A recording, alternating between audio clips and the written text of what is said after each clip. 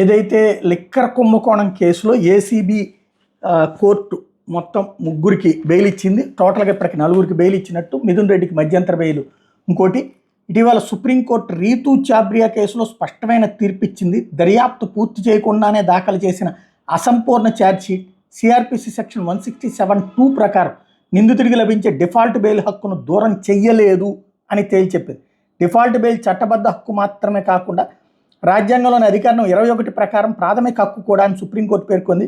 ప్రతి నిందితుడికి వేర్వేరుగా ఛార్జ్షీట్ దాఖలు చేసి డిఫాల్ట్ బెయిల్ హక్కును అడ్డుకోవాలనుకునే తీరు చట్టవిరుద్ధం, రాజ్యాంగ విరుద్ధం అని కూడా అని చెప్పింది. ఇలాంటి చర్యలు నిందితుడి ప్రాథమిక హక్కు అయిన స్వేచ్ఛను హరిస్తోందని చెప్పింది.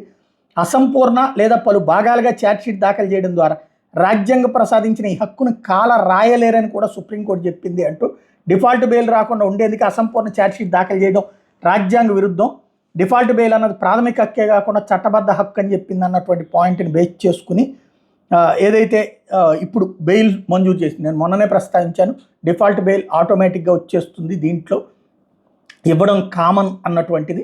అక్కడ వీళ్ళు రోజు మళ్ళీ ఈనాడు, జ్యోతిల్లో, పత్రికల్లో, అలాగే అరడజన్ మీడియాలో డిబేట్లు ఇవన్నీ ఎందుకు హైలైట్ చేశారయ్యా, మళ్ళీ ఆ పేర్లు ఈ పేర్లు ఎందుకు చర్చకు తెచ్చారంటే ఇంకా అవ్వలేదు విచారణ అని మ్యాజిస్ట్రేట్ మీద ఒత్తిడి తీసుకొచ్చేందుకు మ్యాజిస్ట్రేట్ ఆ ఒత్తిళ్లకి తలవగ్గలేదు, నిర్మోహమాటంగా జడ్జిమెంట్ ఇచ్చారు. దాంతోనే ఇప్పుడు గోవిందప్ప, ధనుంజయ రెడ్డి, కృష్ణమోహన్ రెడ్డి జైలు నుంచి విడుదలవుతున్నారు.